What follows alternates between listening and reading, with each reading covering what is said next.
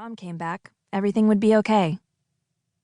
So April decided to enjoy the bright, clean rooms with the shiny wood floors and tall windows. Even the air smelled fancy. Fart debates aside. They were close to the ocean, and the breeze was clean and fresh. April felt like maybe she'd climbed onto a spaceship that morning instead of a rusty school bus. It felt a lot like it had brought her to another world. For reasons April couldn't quite pinpoint, she turned around and took one last look at the steel-gray eyes of the Winterbornes. "Hey, April," Girl Taylor whispered. Boy Taylor was on the other side of the room, joining in the fart discussion. "I dare you to touch it." Girl Taylor pointed at the painting, crossed her arms, and tried to look tough. But April was very good at a number of things. Ignoring foolish dares happened to be one of them. "What's wrong?" Caitlin with a C asked. "Are you too chicken?" Caitlin with a K said, chiming in. "Nope," April told them. "Too smart." April shouldn't have said it. She was always doing that, letting her inside thoughts become her outside words. It was one of the things she wasn't good at, and it made people like Girl Taylor and the C and K Caitlins hate her even more than they already did. But April couldn't help the fact that she was different, that foster care was temporary for her, that her mother was coming back, probably any day now. "You think you're so much better than us." Girl Taylor's hands were still crossed over her chest, and she was sticking out her lower lip. It was her tough girl stance, and April knew she was supposed to be intimidated. She just wasn't very good at that either. "No," April said, trying to sound nice and sweet.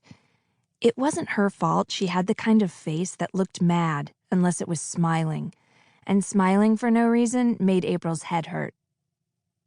"I just know what that is." April pointed to the tiny sensor that was sticking out from behind the painting. "Laser," she whispered, like that single word should be explanation enough. But judging from their expressions, it wasn't. "It'll cut off any finger that touches it." "No, it won't." Caitlin with a C's voice sounded sure, but her eyes lacked conviction. "Of course it will. That particular kind of laser burns at 1500 degrees. It has to cauterize the wound as it slices because the museum can't risk getting blood all over everything." "Yeah," Girl Taylor said. "That's true." It wasn't true. I knew that. She totally didn't know that. April forced a smile. "Of course you did.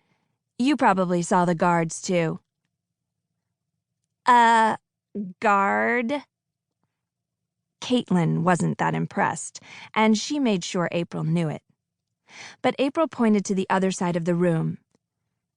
"Yeah, one uniform, but that janitor has been cleaning whatever room we happen to be in since we got here. And she's wearing an earpiece identical to the guards." That part really was true. April didn't know how she noticed these things, or why. Sometimes she thought it must be because her mother was a world-famous art thief, or spy, or thriller writer. But whatever made April think the way she did must have come from nature. Her mother hadn't been around long enough for nurture to have had much effect. Yet. After all, her mother was coming back. Soon.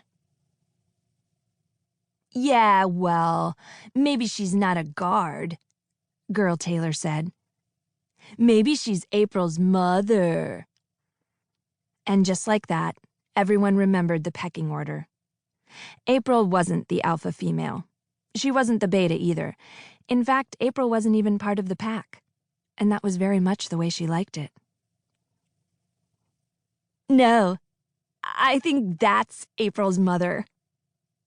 Caitlin with a K pointed to a painting by Picasso of a woman who was shaped like a Barbie doll that someone had put in the microwave. "No," Caitlin with